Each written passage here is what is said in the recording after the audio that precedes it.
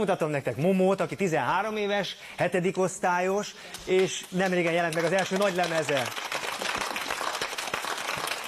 A lemezének a címe pedig... Mozgasd a tested. És most itt állsz a színpadon, milyen érzés?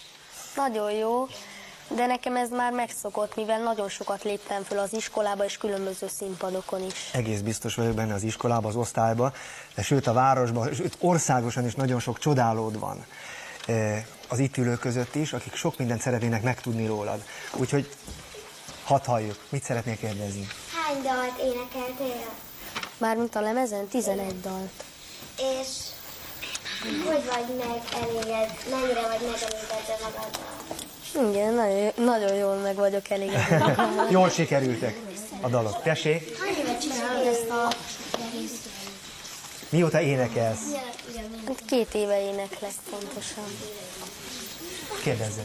Mit szólnak a tanáraid a sikerei? Nagyon örülnek neki, és az iskolában is mindenki ezt jó néven veszi. Dorka? Dorka? A kedvenc színed? A kék szín. Dorka? Szeretsz énekelni? Igen, nagyon szeretek táncolni és énekelni. A kedvenc ételed? Melyik a A kedvenced? makaróni. Fújtám az alap a terem a fejem! Honnan olyan ismerős a neved? Momo, bizony, ez nekem is nagyon ismerős, ugyanis ez úgy tudom, és úgy emlékszem, hogy egy meseregénynek a címe, Momo.